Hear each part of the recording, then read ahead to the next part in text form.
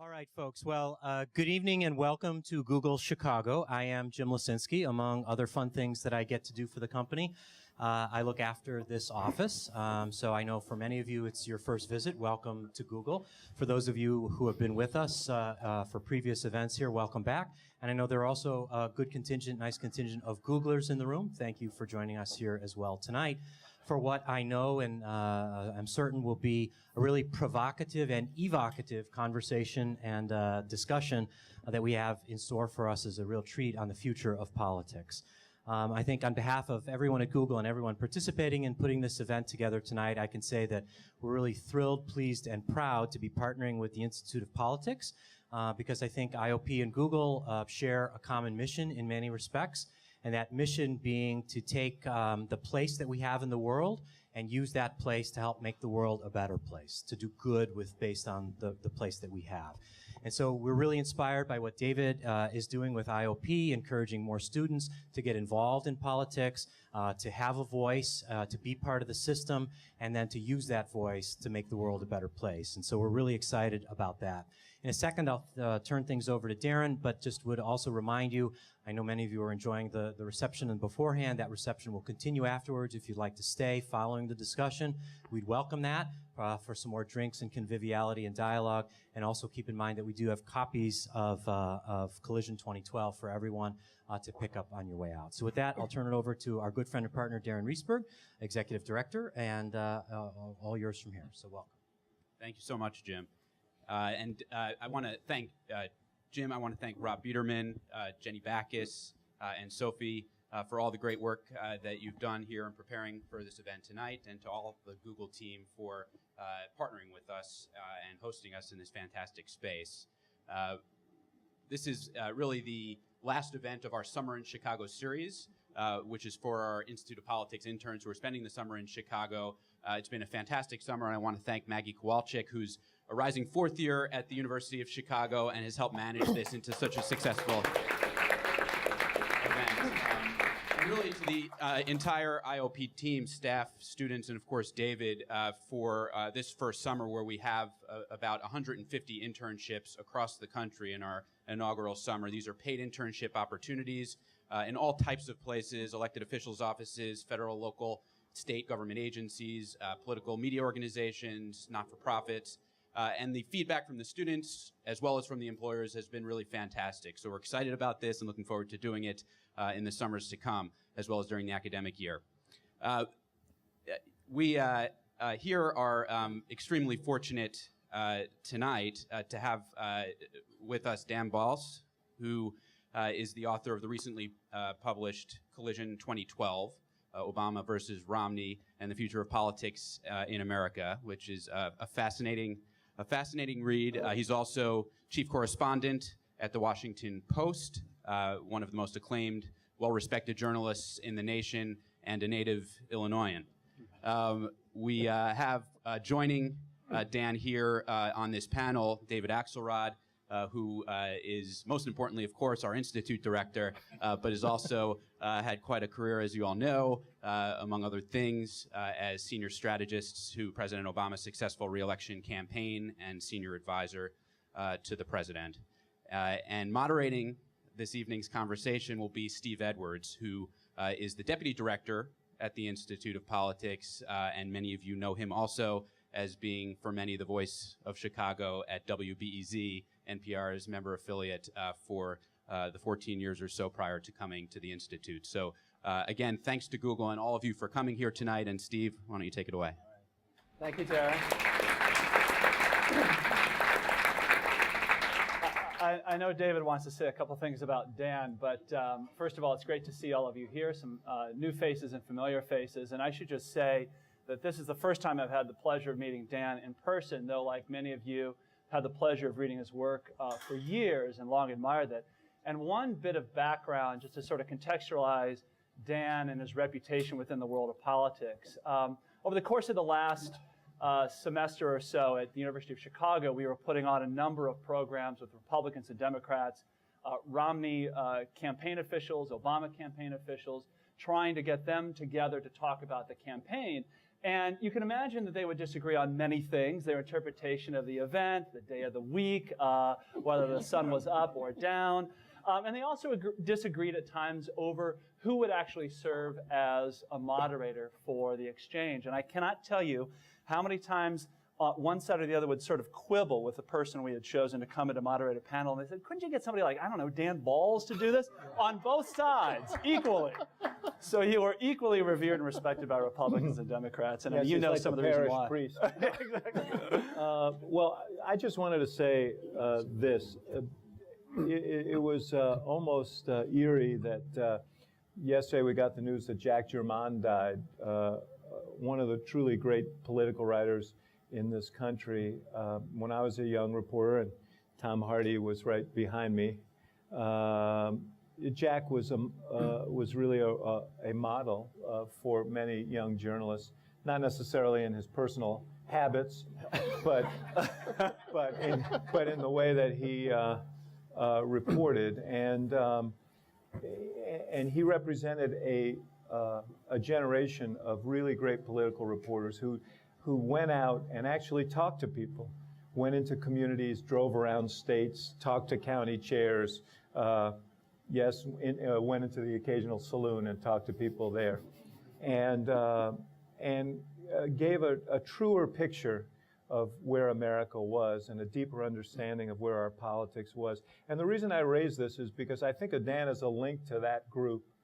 Dan was a protege of David Broders at the Washington Post, and has carried on in that tradition. And it is not a tradition that is flourishing in American journalism today. And that's not necessarily the fault of journalists, but the nature of the business, where reporters have to file 6 times a day, where news budgets are smaller, and therefore there isn't the luxury of the kind of travel and time that reporters had in the day. But there isn't a better reporter in this country than Dan Balz, and that's really why I wanted to be here tonight. And I urge all of you to read his book. I'm sure we don't agree on every aspect of it, but I respect him deeply. And if ever there was a journalist you'd want to hear a recounting of an election from, it's Dan Balz. So I just wanted to say that on the front end in case we do find reason to disagree. I wanted to get all these positive feelings out front. And Dan? I just wanted to say thank you to a number of people, to Jim and Rob from Google for hosting this, to Jenny Backus, who came up with this idea some months ago, to David and Darren and Steve and others from the Institute who partnered up with this. I am in Illinois, and I grew up downstate, but actually north of here in Freeport, northwest of here. So it's coming home for me to be here tonight. And there are some old friends in the room. It's great to see all of you. David is too generous, and I could repay the favor. I've learned a lot from David over the years, and the 2 books that I've written on this last 2 campaigns, one by myself and the other that I did with Haynes Johnson, the late great Haynes Johnson, benefited from spending a lot of time with David and getting his insights. And as he says, we don't always agree on how we see the world, or President Obama, or the Democratic Party or the Republican Party. But David is, in addition to being a terrific strategist, he's an insightful, thoughtful, serious person, and who does politics in the way I like to try to do my journalism. So I look forward to the conversation, but mostly I just want to say thank you to everybody for turning out. And I turn it back to you, sir. Well, before we start, can we just ask one question? Why is it that you grew up north of here, but we call it downstate? I've never understood that. I've been in this state 40 years. It's the, if I may say so, it's the arrogance of Chicago. It may well be. Chicago looks down on the rest of the state. So no, I don't know. I grew up in New York City, and upstate was actually up. So Right. this has always been confusing. Most of to me. Illinois is down from here, but there are parts that aren't. So. Well, Anyway, let's. I digress. Let's start actually with the actual title of the book, because you could have called this any number of things. You could have called it Decision 2012, Election Campaign 2012, but you Could have called it Axelrod. You could have called it Axelrod Live. Instead, That would have you sold a said- lot of books.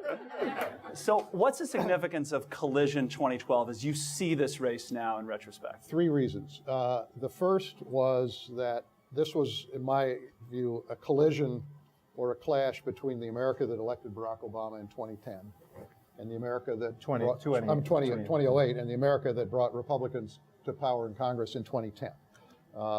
2 Americas, 2 different electorates, 2 Americas starkly divided, deeply divided. So that's one.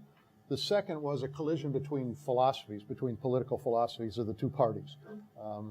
I think that the difference in the way Republicans and Democrats see the economy, how you stimulate the economy, the role of government, the shape of government, what government ought or ought not to do, again, was as stark as we had seen in a long time.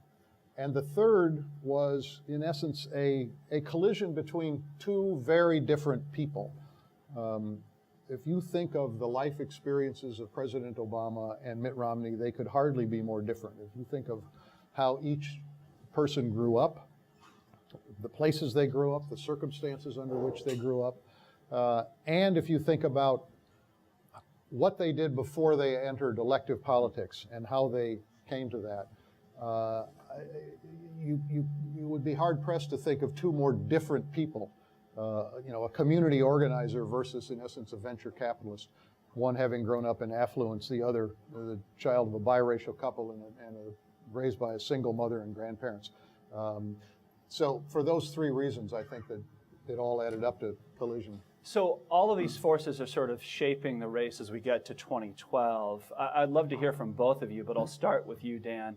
How did each of these campaigns see the 2012 race shaping up? What about the Romney side? Well, I think that the Romney campaign always had a theory of the case which was pretty simple and straightforward, and that was the economy is in bad shape. The recovery is going very slowly. People are unhappy that they are not pleased with the job President Obama has done, and in the end, they will not reward him with a second term, and that if we in the Romney campaign can convince people that Governor Romney would be a more effective steward of the economy, that he has the capability to manage the economy in ways that the president has not, that in the end people will turn to him and vote out President Obama. I think that, and David can speak from his own perspective, I think that from my vantage point that the Obama folks knew that this was not going to be 2008 again, that the president and the country were in a much different place than they were when he ran the first time, that the most important or most difficult opponent they had was the economy, and that if the economy did not recover enough, or even worse, if it slipped back into a second, into a double dip, that the president would have a very difficult time winning re-election. I think they always thought that he would win, but they knew that the economy was a real problem for them. And the second thing I think that they always felt and were prepared to do was run a different kind of campaign, and in essence, a much tougher campaign than they had to run certainly in the general election. And that one of the things they set out to do was to create a disconnect between Mitt Romney and the idea that Mitt Romney would be good for the economy or good for all of you and your own lives, and developed both a message that was, on the one hand, that leapfrogged over the question of what do you think about the economy and the president's handling of it, to the question of looking down the road, which of these 2 candidates do you think is going to be better for you and your family going forward? Who understands your life and the problems you're having, and developed a very tough set of attacks against Mitt Romney designed to convince people that whatever Romney said about his qualifications to be an effective manager of the economy, that was not the case, that he did not, that his record, in fact, did not bear that out.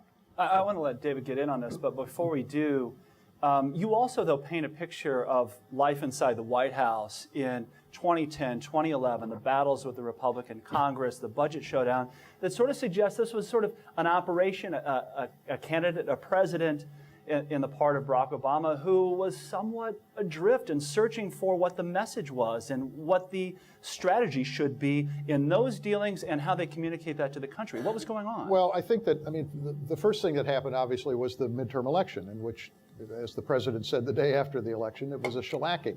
63 seats added to the Republican strength in the House, a huge wave of Republicans coming in state houses across the country. And so then the question was, what do you do?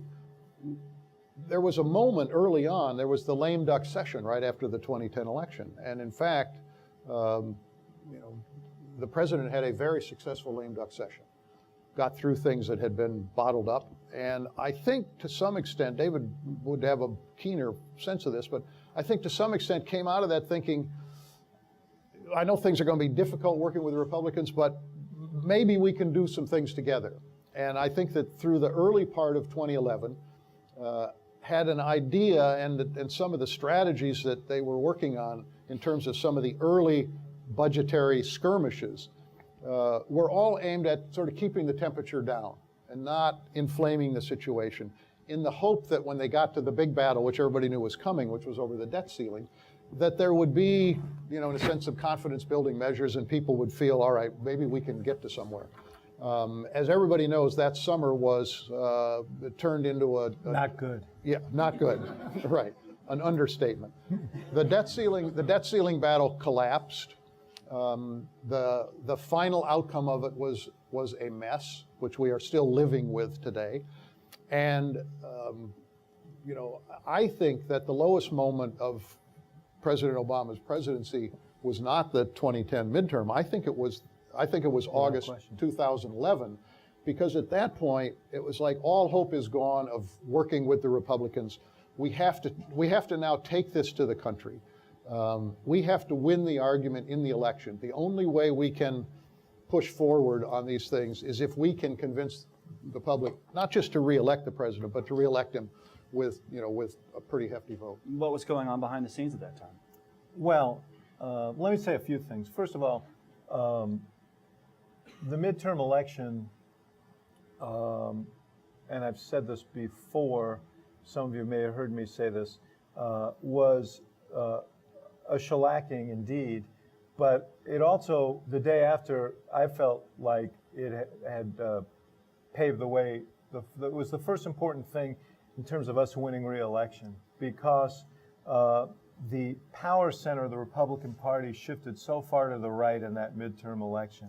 And it was very clear to me that whoever the Republican nominee was going to be was going to have to pass through that very expensive toll booth in order to get the nomination. And they were going to have to, on issues like immigration and on issues like choice, we're going to have to make some significant statements to appease the power centers of the Republican Party. So, out of that rubble the seeds were planted in many ways for the win. Secondly, there's no doubt that, and I will get to your question about what was going on at the time. There was no way that this wasn't going to be an election about the economy. The question was, how do you define what is the challenge? They had a very linear equation, which was, unemployment, the unemployment rate, and jobs.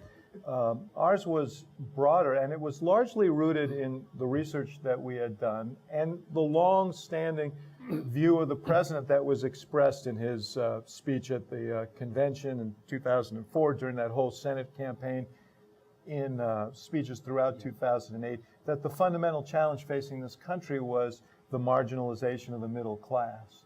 And that is truly the day-to-day concern of many Americans.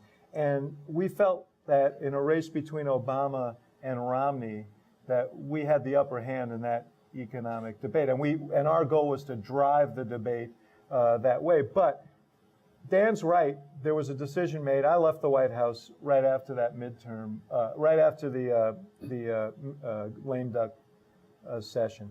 There was, I think, a view among some in our group that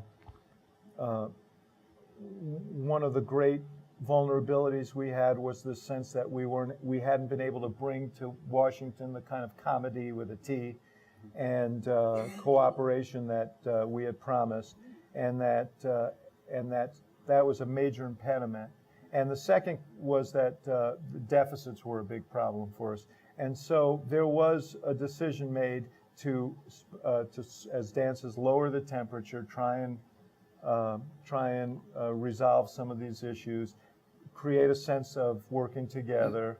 And I think there was probably an underestimation of the forces that had been unleashed by that midterm election that made an agreement virtually impossible. But that played out until, as Dan said, until the debt ceiling debacle. And then in August, it was sort of it was a reckoning, for all of us. And really, the 2012 campaign began right after August, when the president made his job speech to Congress, and that was infused with this economic argument that we started making consistently, and it was one that ultimately was pivotal to our chances. If I could relate just one moment in that pivot, I remember I was out here. It was, I think, the first weekend of September, right after the debt ceiling, and had a long interview with David, mostly for the book. And we talked about where things were coming out of the debt ceiling debacle. And one of the things I said to David was, in essence, is the president up to this fight? Because there were some questions about that. And David said, yes, but he said, this has to come from him, that he has to integrate kind of his own feelings about this, the experience he's got, and this middle class message. But he said this is related in the book, and it was as I went back and looked over a lot of interviews with a lot of people, I thought this was a kind of a seminal for me understanding of kind of the tenseness of the moment. They had an idea of what they wanted to do, but a lot of this depends on the President of the United States stepping up to do it all. And David was confident that he would, but he nonetheless said, it has to come from him. Yeah. And so this was a moment of frustration, a moment of realization that, working with Congress is not going to lead me to where I want my presidency to go. The hell with it all. I need to do something different and get tough on this. Right. That was the moment you're talking about. Yes. And I think we tend to frame these things in terms of the politics of re-election. It also was, he really truly believed, and I'd love to engage you a little, Dan, on this, but he really truly believed that there were big things at stake, that this notion of whether you see the economy through the lens that most people did, or whether you saw the economy through the lens of a Mitt Romney, was not just a contrivance for the campaign. Obama felt this was a big philosophical decision for the country, a big directional decision for the country, and that was motivational to him. He felt that was important, that was worth fighting for. And the first 8 months of 2011 were a grinding, unsatisfying period. And in certain ways, hitting bottom was a liberating moment for him, because he knew that he had to go out and find that voice that was truest, and go out and fight for the things that he cared about. And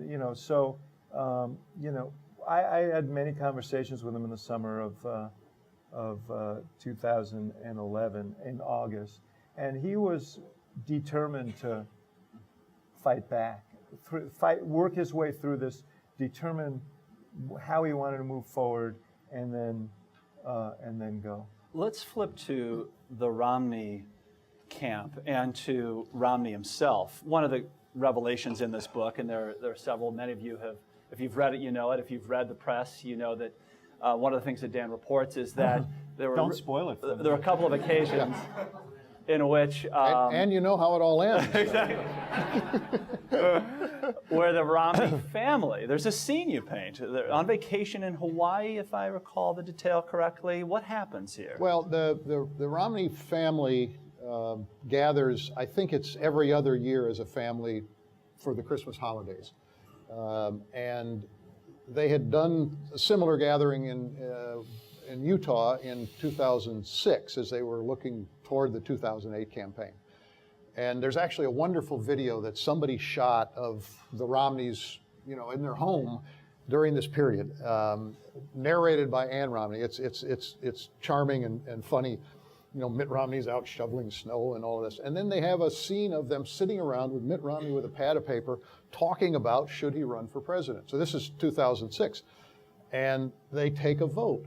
They're 5 sons, 5 daughters-in-law, Ann Romney and Mitt Romney. And in 2006, the vote was 12 yes, no votes against. Unanimous vote, you should run for president in 2008. So then we come to Hawaii in 2010 in December. And they go through a similar exercise, and they take a vote. And it's 10 votes not to run and 2 votes to run. And Mitt Romney was one of the 10 votes saying, no, you should not run for president. Now, to put this in some perspective, showing presidential level wisdom. Yeah. Sometimes you should act on your own impulses, I guess, right? I mean, put it in perspective. The campaign was already getting underway. There was a team. They had a meeting in La Jolla of all the senior members of the team, a few weeks before this, to kind of not say, go, no go, but to talk through everything. Everybody on the team believed that he was going to run, but nonetheless, he voted no. And I did a long interview with him for the book, and I asked him about that, and he said there were 2 issues. One was, he said, as he was thinking about 2012, he was not sure that he was the best person in the Republican Party to take on President Obama. He thought he had some attributes, but he said he thought there were others in the party who might have been able to make a better argument or be a more effective candidate. He mentioned Jeb Bush as one name, and he said, if people like that had run, I might not have run. He didn't say I wouldn't have run, but I might not have run. Because he was aware of his strengths and weaknesses in a matchup like that, Yes. what his biography would mean positively and negatively? Yeah, and I'll relate another anecdote about that specific point about his own biography. But as the field finally assembled, and certain people didn't run, and the field that they ended up with did run, he concluded that of that group, he was by far the best to lead the party, and so he was eager to do it up to a point. But there was also another factor, and that was, as David said, the party that came out of 2010 was farther to the right than the party before 2010. And he said Stuart Stevens, his chief strategist, would say to him, and said to him as they were getting ready, and even as they were in the thick of things, this is a Southern-based party, you're a Northerner. This is a party in which evangelicals play a significant role, particularly in the nominating process, and you're a Mormon. And this is a very conservative party, and you're conservative, but you're a more moderate conservative from Massachusetts. This is not going to be a slam dunk. I mean, you're going to get resistance inside the party. And there's a moment in late April, early May of 2011. Massachusetts healthcare plan was obviously a potentially big problem for Romney in winning the Republican nomination because so many Republicans hated it and thought it was, you know, identical to what the president had done, particularly the individual mandate. And he was not going to walk away from it for a variety of reasons. And he had decided he should give a speech about health care. And he was getting ready to go out to the University of Michigan to give a speech.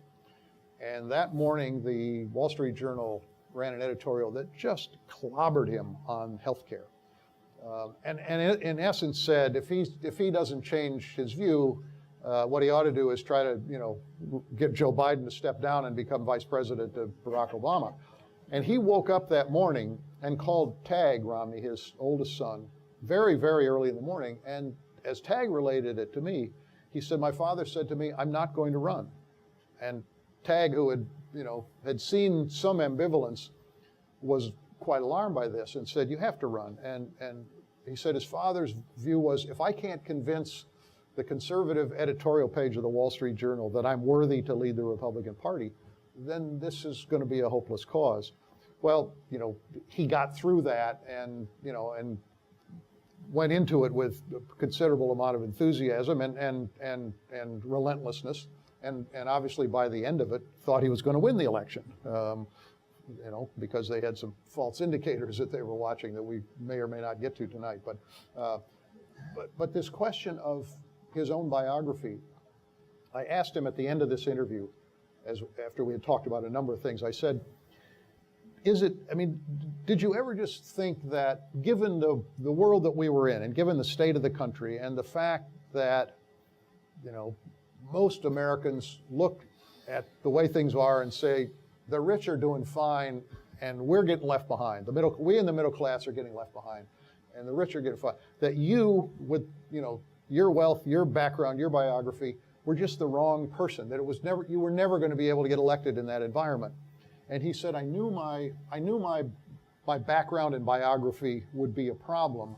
He said, I thought I could get past it. And obviously, he wasn't able to get past it. You just made passing reference to some of the wrong indicators. What did he have to say, and what did his campaign strategists and campaign managers have to say during the course of the campaign about a lot of the criticisms that were leveled by Republicans, by Romney supporters, about, you know, not running more biographical spots or tactical mistakes or not being more heavily invested in these states during the final swing of the campaign? What do they say about that? Well, I think the most critical question was why they did not make a bigger effort to, in essence, humanize Mitt Romney. If you watch the Republican convention, on the final night, not in prime time, there was an elderly couple that came out to talk about their son who had gotten cancer and died as like a 13 or 14-year-old. They were members of the church, and Romney had befriended this young man and spent time with him, way beyond what you might expect.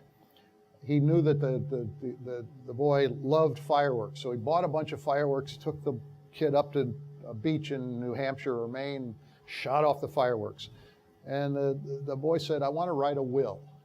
And he said, I want you to help me write a will. Now his mother, speaking on stage, his mother or father said, this is something that no boy should ever have to do, you know, write their own will. But he said Mitt Romney came back with a pad of paper and helped him write the will, and when he died, he spoke at the funeral. I mean, it was very poignant. You never saw those people. Well, I'll go beyond that. I thought that the video that they produced for the convention was a very, very moving video. In fact, we were watching it and we were thinking, wow, where's this stuff been? But America didn't see the video because they displaced it in order to make room for Clint Eastwood. Yeah. Well, I mean, they when I asked them on the video, why didn't you ever show the video? They said, well, we didn't think the networks wouldn't show it. And when I asked these guys, you know, you showed your video in prime time, and they showed it, and they said the networks told us the same thing. We weren't going to show it, but they showed it. We decided we were going to air it anyway, and you know, let them not show it. As long as it wasn't a 30-minute video, right? Yeah. The networks were going to show it. But anyway, you never saw any of this. So I asked Romney about it. inside the campaign, there was a debate. There were some people who pushed hard to do more things to bring his biography to the fore. Tag Romney was one. Bob White, who was his business partner when they started Bain Capital, was another. And they in essence lost the argument. And I think when I talked to Romney about it, he seemed to side with the people, who were against it. And I said, why? Now, one reason they said was limited resources, but that, I think, at a moment in the campaign, they had limited resources, but I don't think that's an answer. Romney said to me, you can run those ads that people say, Mitt Romney is a great guy. And he said, people will look at those and say, well, that's his wife. Of course she's going to say he's a great guy. Or that's his family. Or that's a business partner. And he thought that those ads would not have been effective. He said, they all said that when they did their research, people didn't want to know so much about who Mitt Romney was. They wanted to know what he would do as president. They wanted to know more about what he would do. So they ran these things called day one. What do you do is day one. And I said, honestly, I've never watched a focus group in which if the moderator says to them, would you like to know more about a candidate? People say, no, I don't want to know more. They will always say, I want to know more. But I said, that doesn't mean you have to run those ads at the expense of the others. But anyway, they made a conscious decision not to do it. Yeah, and we did a 5 or 6 week review of the campaign, and they were very generous, the Romney folks, in coming out and participating. And they basically said the same thing. They tested these ads. They didn't test well. But, my strong belief, based on experience, is that particularly when you're running for president of the United States, you need to be three-dimensional for people. People need to know who you are. They need to feel comfortable with who you are. And I think that if there was a great flaw in the Romney strategic theory, it was that Barack Obama was so vulnerable that all they needed to do was win the nomination, and the economy would do the work, and Romney's profile as a businessman would do the work. And so throughout their primary campaigns, it was just, they spent 90% plus of their money on very brutal negative ads, which left some hard feelings with some of their opponents. And then after, we always assumed they'd turn the corner and really define Romney in a positive way, and they didn't. And then when the economy started improving by their index, so I said to them, we would get together and I would be debating their people, and they'd say, we've lost 1.7 million jobs since this president, and then next month would be we've lost 1.5 million jobs. We'd go on like this. Finally, I said, you guys aren't going to have a talking point by November, and that's what happened. Yeah. And they put all their eggs in that basket, and I think it was a bad bet. 2 other little anecdotes. I had dinner one night, probably in the summer of 2011, with one of the senior Romney people. And we talked about this issue of the Romney bio. And at that point, he said to me, in essence, we're not going to win this on likability. I mean, they knew that you guys had a candidate who, whatever people may have thought about how he was handling the economy, they liked him. They kind of liked him. The Romney polling reinforced that as well. They knew that. And they also didn't feel that Romney as a candidate was going to be able to get over that. We often talk about whether a candidate can connect with voters, And as I thought more about this, with Romney, I thought it was, in a sense, the opposite problem. I mean, he had problem connecting, but voters couldn't connect with Romney because of kind of the life experience. If you talk to people who were not already decided, or if you went to focus groups, there was a disconnect there. They could not reach out and touch him.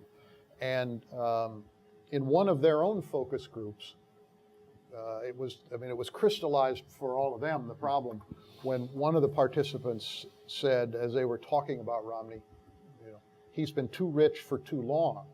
So it was this, it was almost something that they just decided they couldn't overcome it, and that they would win it, in a sense, by default, by people feeling that the economy was so bad. Yeah.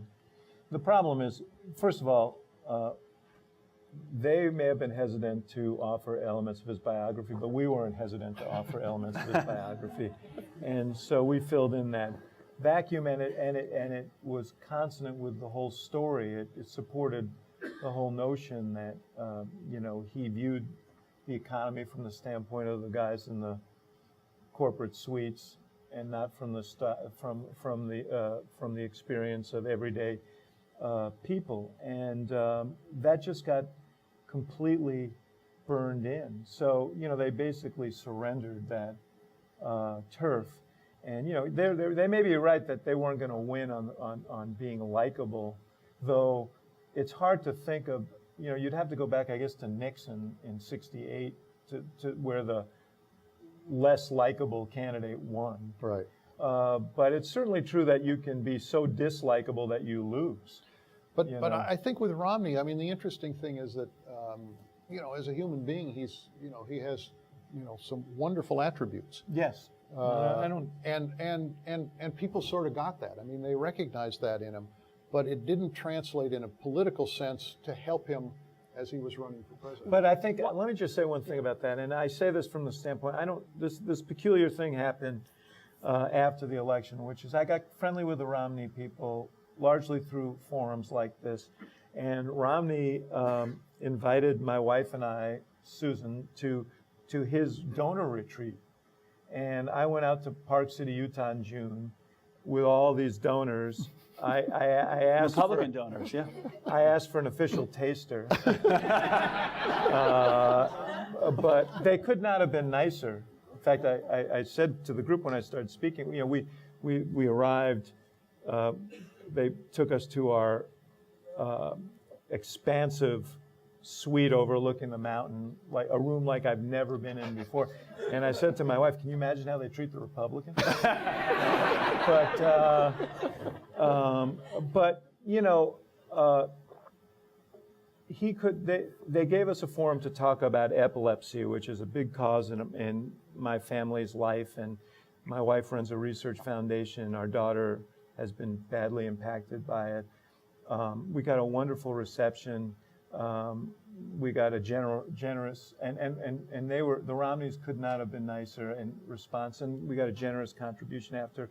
Look, this is a guy who loves his family, who is a very, very decent guy, but his world, I think that the voters had it right. His life experience was fairly narrow, and therefore he did not have that sense of identification with their struggles. And one thing that came back to me, I had a conversation with one of his business associates, and I said, I think the biggest problem we face as a country is the changing nature of our economy and what that means to large numbers of people who are marginalized. Productivity has been exponential, but it's also marginalized a lot of people, and it's cost a lot of people jobs. Like I said, that's silly. Productivity creates jobs. But the point is, it creates jobs not for the people who lost the jobs. Yeah. And, these are fundamental things that Romney just didn't believe because it's not part of his experience. It's not the way he looks at the economy. So it was, for all the caustic nature of campaigns and so on, there was a real difference in worldview. Right. And that was exposed in the course of a campaign. There's so much more to talk about. We could talk about the 47% and what the hell was going on with the Eastwood thing at the convention, the first debate, all this stuff. I do want to turn it over to you, though, so I'll check my questions here. And my colleague, Angela in back, will pass around a mic, so she'll bring a mic over to you. I thought if we talked long enough, we'd get past the first debate questions. But I'll let Angela, if you just want to make your way. Yeah, make sure we get one question about the I was going to debate. ask one other thing, though, just to sort of set this up, because David, I think, makes a very strong case for why the election turned out the way it did. There is a sense in a lot of these conversations that we had at the Institute that the Obama folks were very, very confident in their numbers for quite some time in the campaign, and that the election outcome that we saw was somewhat inevitable, and yet it felt differently at different moments of the campaign. I'm wondering, is there a scenario by which if Romney had done just a couple of things different, the outcome could have been different, or was this really baked in to deeper structural and philosophical things, the way that David's talking about? With all due respect to David and everybody who worked in both campaigns, I think that that this election, like many elections, was decided by bigger structural forces than by, smart ads or even a sophisticated get out the vote operation, which clearly you guys had a more sophisticated operation than they did. One, which you alluded to, was the economy got enough better that it made it more difficult for Romney to win that election. I mean, start with the notion that an incumbent president has an advantage. I mean, it's, if you're going against an incumbent president, you've got to beat him. Now, if conditions are right, you can, as Bill Clinton showed in 1992. So that's one advantage.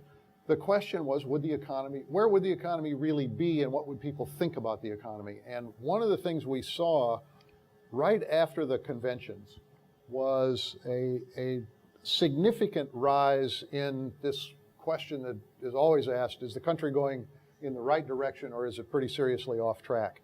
And it was still negative, but the positive side of the ledger jumped. And the unemployment if there were these big forces at play, why do you think that happened right after the conventions? Because there was also some good economic news that happened. But part of it may have been the convention, but part of it was the unemployment rate also was beginning to tick down and went below 8%, as I recall, right in that general period. But anyway, so the economy improved, and second, I think that the demographic changes in this country give the Democrats right now, unless Republicans can change this equation, give the Democrats some advantage, some wind at their back, and the Romney campaign never found a way to appeal to Hispanics. The president did not do well with white voters, but that was less important this time because of the shape of the electorate. So I think those are among the reasons. Now, did you guys have a better get out the vote operation? Yes. And there's a chapter in the book talking about some of the stuff, and some of the people in this room were some of the architects of that. Did you guys come up with the better way to frame the message? Yes. I mean, I think that's right too. The other is that the Romney campaign, their internal polling was just off based on some wrong assumptions about what the shape of the electorate was going to be. I mean, I remember a conversation I had with David right near the end as the Romney people were talking about how this campaign was in reach or they were going to win, and et cetera, et cetera. And David said, our numbers are, I am totally confident we're going to win this election. And he said, if I weren't, I would leave myself a little wiggle room in the way I talk to reporters, so that if it came out differently, I would say, well, I didn't say we were definitely going to win. But the Obama campaign had a much better fix on how this campaign was moving, and that affected, I think, the way the Romney team operated as well. But part of it is connected to the issue you raised before, because the minority number in terms of the percentage of the electorate has gone up every single election for Correct. decades. They somehow assumed that it wasn't going to happen again in this election. They assumed that young people wouldn't vote in the percentages that they had in presidential elections, and they assumed that African Americans would not turn out in numbers approaching. And they assumed that even though a month before the election, when early voting numbers came in from a state like Georgia, where we weren't really even running a campaign, and there was record participation on the part of African Americans, it was manifest that turnout was going to be strong. So it was bewildering to me how they made the assumptions they made. It seemed more like a hope than a calculation. Well, there was some hope in it. I mean, it's not as though they had polling numbers that showed them, winning the election. Yeah.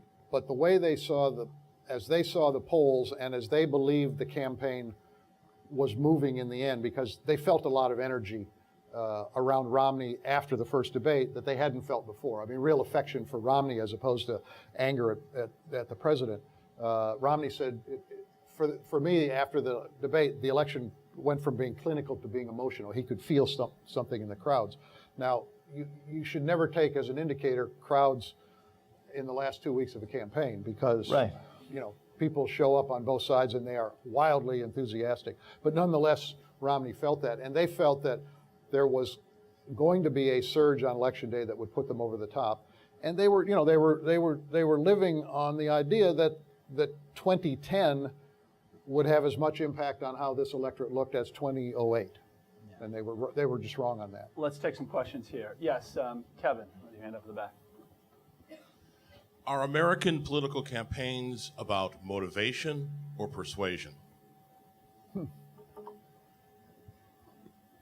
Well, it depends on because we have an electoral college, we have to win individual. A presidential race is really 50 statewide races, and there are about 8 or 10 that are actually in play. The rest of us are basically spectators. And in those states, there are different. One of the things that our analytics people did very well was come up with formulas as to what degree of our effort needed to be placed in voter registration and what degree in motivating our voters and what degree in persuading people who were already registered. And it varied from state to state. But, you know, we live in a very polarized country generally. And so the number of persuadable voters, the percentage of persuadable voters has shrunk to the point where, you know, and this, I think, you know, we're talking 15 to 20% were ever up for grabs in this election. That number shrunk steadily. So when your number of persuadable voters shrinks, there are only two other things you can do: is register more voters who support you and motivate those people and the people who are already registered to come out. I agree with David. I think that, I mean, we do talk a lot about persuasion, but I think that in the environment that we're in, as divided as we are, red and blue, that motivation becomes as or more important than persuasion. Now, one thing the Obama campaign did, it developed scores in terms of modeling based on likely support of the president, likelihood to vote, and who was actually persuadable. Because and on that last score, even at the end of an election, there are a lot of people who, if you ask them in a poll, have you made up your mind, they'll say no, when in fact they have made up their mind. And you can figure out where they're going to end up. I was at a focus group that Peter Hart did in Virginia in the late stages of the campaign. This would have been in October. And there were 10 people participating. All had been recruited because they were undecided voters. So 10 undecided voters. And as Peter led them through 2 hours of conversation, it was clear there were only 4 undecided voters of that 10, even though all 10 said they were undecided. So one of the things that the Obama campaign tried to do, which I think was different than you had been able to do in 08, was this persuasion score. And it was on a 1 to 100 scale. And in the last days of the election, the only people who got door knocks or calls were people who were somewhere between 40 and 60. If you were above or below that, you were either lost or you were already in the bank, and they weren't going to waste their volunteers' time with people. And that was a function of a lot of the aggregation of a lot of data to really create portraits of these, you know, some 35 million voters. Other questions here? Let's go out to the far side in the back there, and I'll try to bring you, Angela, up closer to the front. Go all the way to the back there. Yeah. Hi, I was wondering, you mentioned a lot at the beginning of this talk about how you see a lot of things as colliding. One thing that struck me in this election was how, in many ways, the two candidates, as personal as people, were very similar, and I'll name 3. 1, they're pretty careful people. 2, they're both politically ambivalent, as in they could have, in another world, quite easily have not gone into politics at all. And third, most personally to me, they're both introverts. Just comment on that. They're both perhaps. Introverts. Introverts. yeah. So Perhaps. you're talking about the fundamental personal qualities. I mean, you've had a chance to observe them for a long, long time. What do you think of that? Well, I think I think you're onto something. I mean, I think that that there are, in some ways, you could argue that neither one is wildly ideological. I don't think, some people think the president is very ideological. I'm not sure that's right. David would give a better sense of how he thinks of it. And a lot of people would say of Romney, in his heart of hearts, he's not he's not an ideological person. He's a guy who looks at problems and breaks down numbers and tries to come to a solution, as he did with the healthcare plan in Massachusetts. In terms of, I don't think of them necessarily as introverts. I describe the president as a singular person, not needy of a lot of other people, and not deeply dependent on this constituency or that group or that special interest, and operates that way. Romney, I think, he's not a natural campaigner. So when you would see him out, he seems sometimes awkward on the campaign trail. I think that is a function of Paul Ryan described it as Midwest earnestness, and he sometimes seems like overly earnest as he in some of his personal relations. He has a goofy side and a practical joker side that never comes out in a campaign. So I think in personality they actually are different. Yeah. I would just, well, go ahead. I don't want to. No, add to that, and then we'll just bring the microphone up to this gentleman. Well, I would say that, no, I don't consider Obama an ideologue. I think that he is progressive. He has principles that he believes in, but he's pragmatic in the pursuit of them. He's not wedded to means to get there. He understands that moving forward is better than not moving forward, even if you don't move forward 100% to where you wanted to go. So no, I don't think he's an ideologue. I think Romney's problem is, I don't think he's an ideologue either, but he had to play one on TV. And I think that was, the inauthenticity of that was very damaging to him. Yes, sir. Hello. Yeah, this is a question primarily for Dan. There's been a fair amount of news lately about various efforts by a certain party to restrict voting rights, or as they see it, restrict voting fraud. And I'm interested in your analysis of how that will play out in the 2016 election. Well, it comes at a potential cost. And I think we saw that in 2012. Now, it's a little harder to project out to 2016 because you don't know who the candidates are. But I think that some of those efforts to enact voter ID laws and other things, which were not based on the notion that there's widespread fraud. I mean, when the Pennsylvania case was argued out, the proponents of the law, in essence, stipulated that fraud was not a huge problem, but nonetheless that you needed these kinds of laws. I think it was a factor in helping to motivate African Americans in particular in November. Whether that will be the case going forward, I don't know. I mean, this battle is one that's going to continue, and the Justice Department seems prepared to take the fight to some of the states that try to, in their view, discriminatorily restrict voting.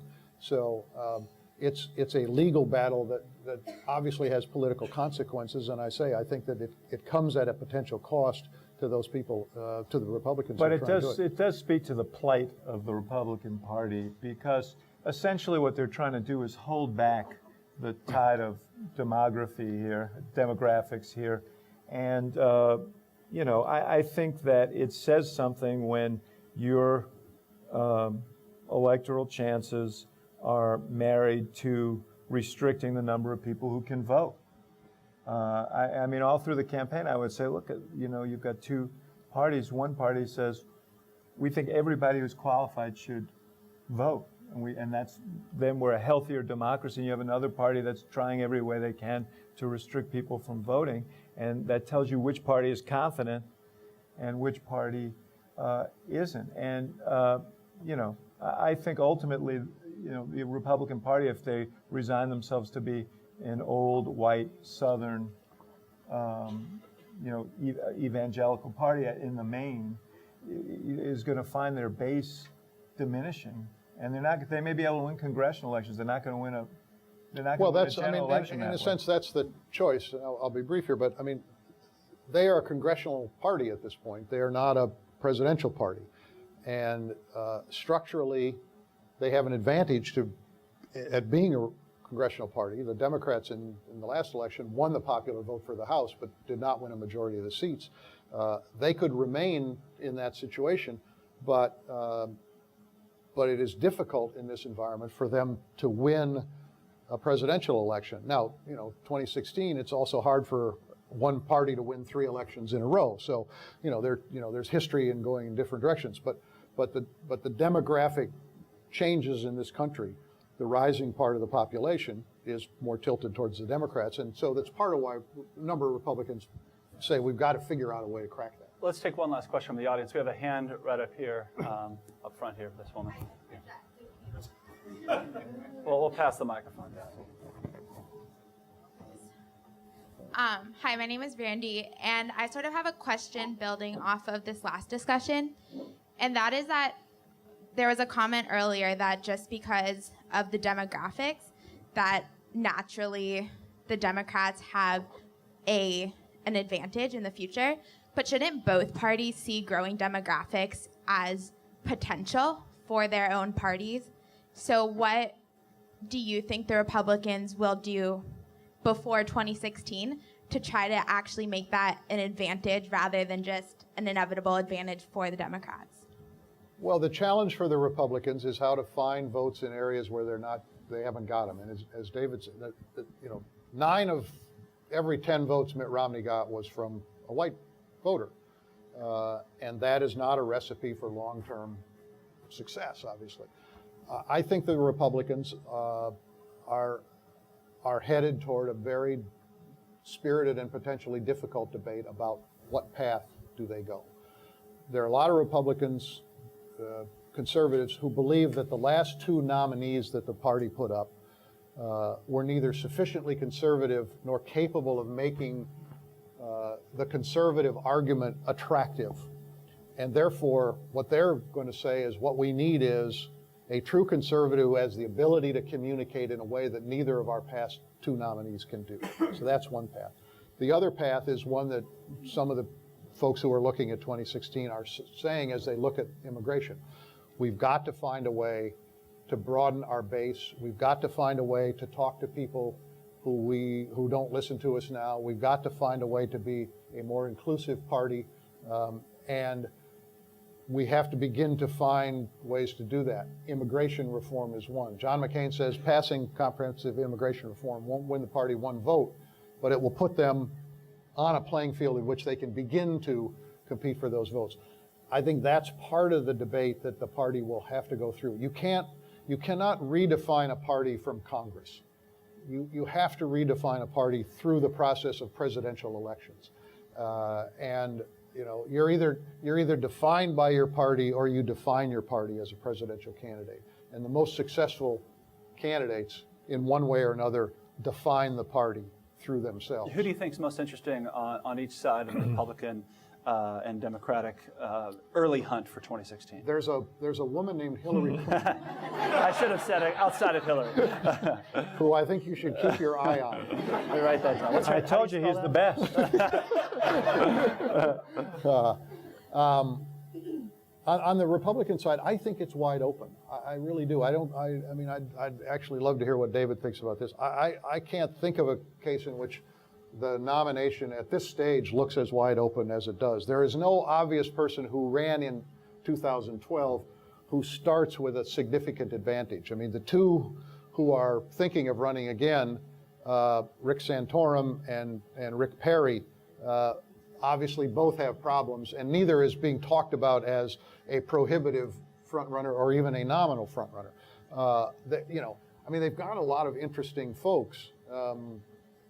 Whether it's Chris Christie or Scott Walker or Marco Rubio or Jeb Bush or, Ted Cruz or Rand Paul, all of whom are, in a sense, slightly different flavors of republicanism and conservatism. Reflective of the divide, too, Yes, that you were talking about. and the one thing you don't know, and all you have to do is look at Rick Perry's campaign, is that there is a great difference between what a candidate looks like on paper and what a candidate becomes when they run for president. And that's the great unknown on the Republican side. On the Democratic side, Secretary Clinton starts with a huge advantage for the nomination.